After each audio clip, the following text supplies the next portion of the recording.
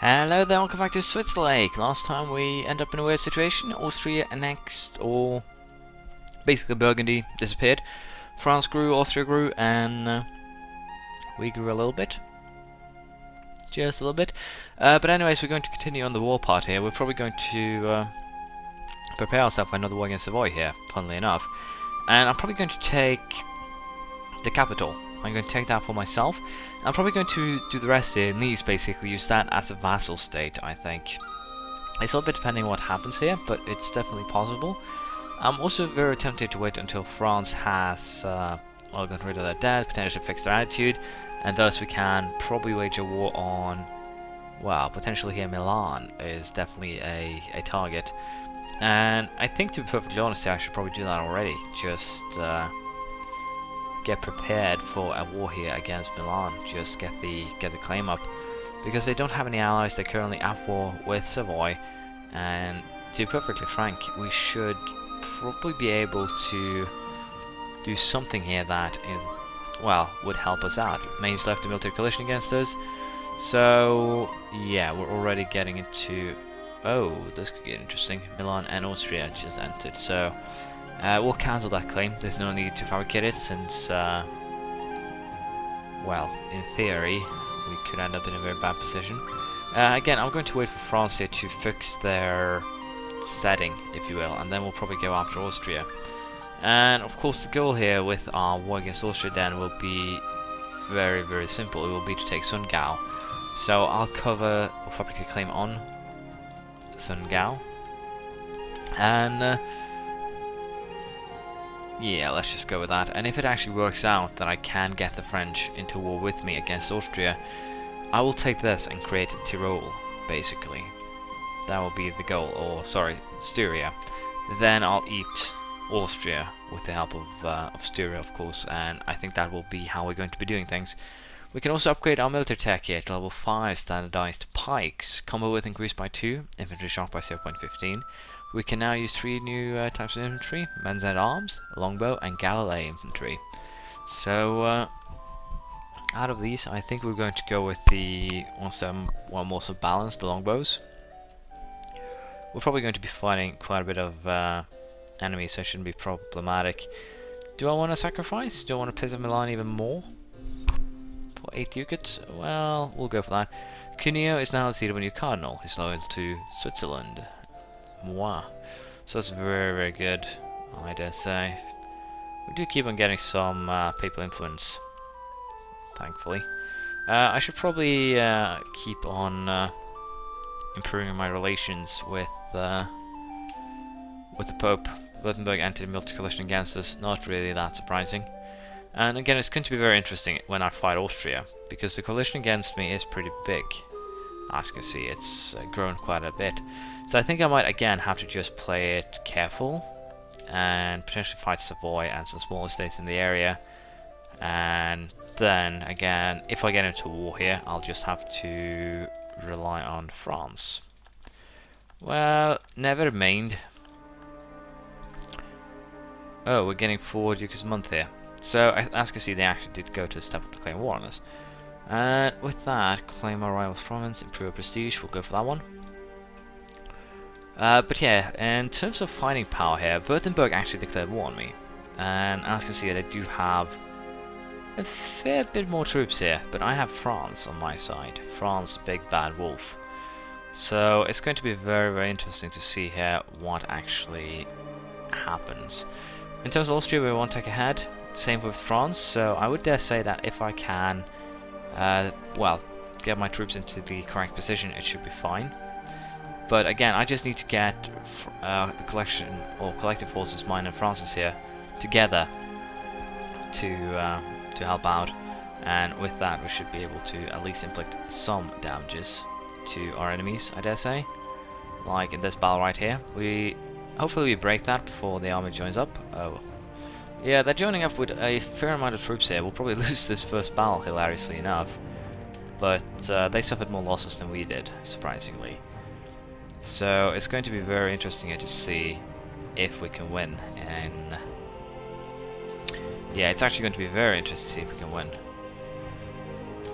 I think I've just let the collision get a little bit too big, to be perfectly frank. I need to just wait for these guys to spread their armies out, then I can rely on France to help me out. If they attack the French here, that is actually going to be wonderful.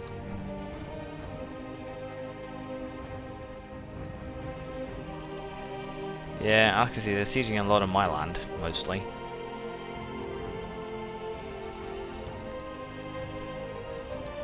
Let's see here, well, the French fighting. Yeah, they just keep on adding troops, so we just need to leave that since we had negative modifiers. Yeah, I might actually lose some land here. This might actually get very, very interesting. In terms of that, they actually did follow me, did attack me. We already lost siege of that. But yeah, these guys are following me into French territories, which is very, very interesting. Now, if the French would just actually come and help me here, we could actually do some pretty decent damage to the Austrians here. Lorraine left. Yep, we did a little bit of damage. So yeah, again, I just need to keep my troops here so I can heal. But if I could just lure a lot of the enemy forces here into French lands, I think we would be in a better spot. Still, I have no idea what they actually want here. Constance. Yeah. I wish I could actually just order the French to stand down, be careful, but I don't think I can, and I should probably have started running a little bit sooner than I did.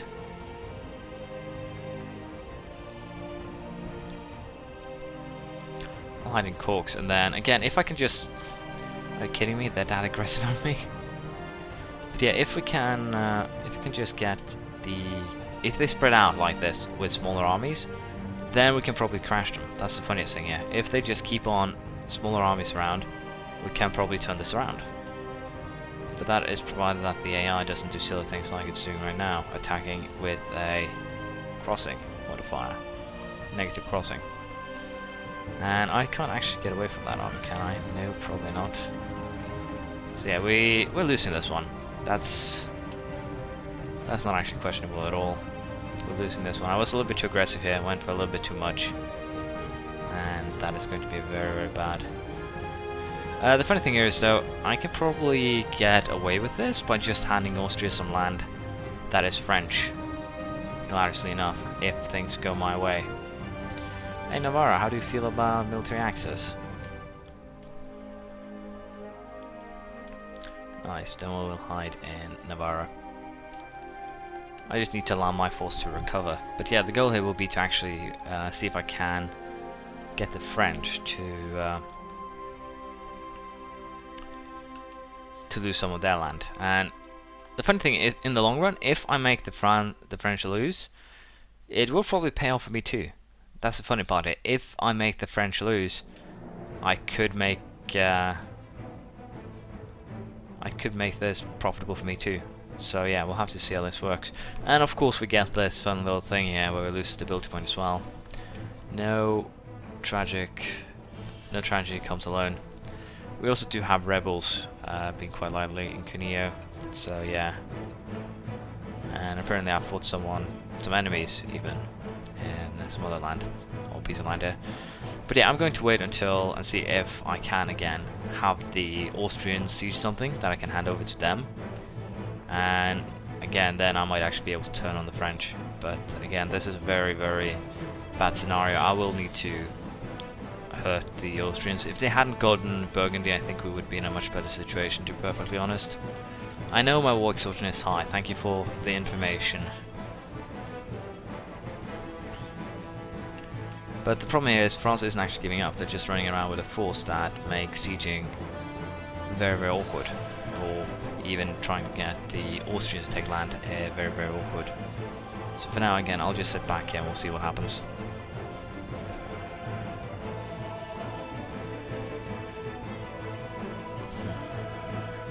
They did actually get to my army, sadly. I should probably go with Castile as well.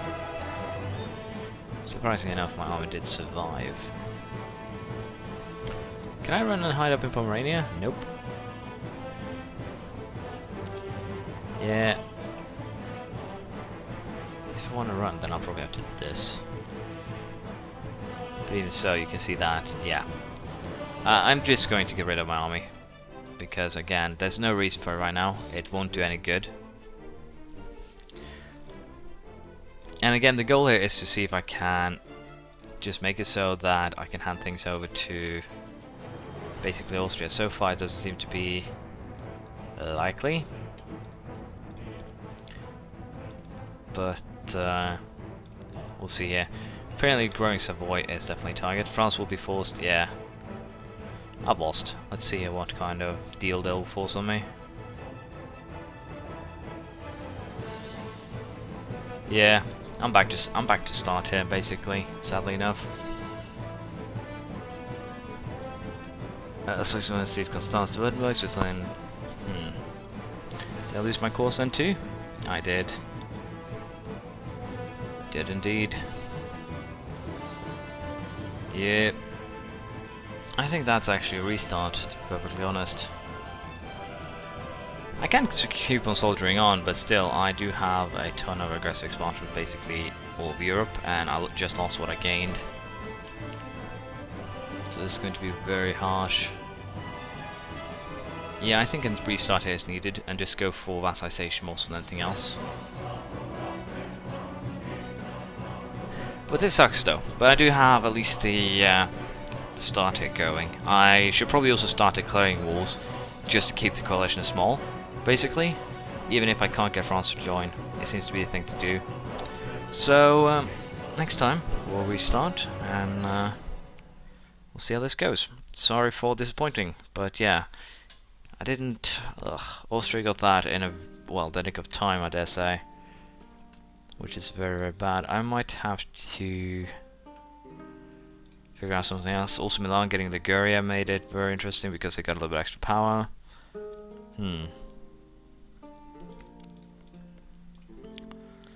We will try again next time and potentially vassalize Savoy and Württemberg or whatever, and see if we can get some better moves with the vassals more than anything else. Thank you for watching, and I'll see you next time. Bye.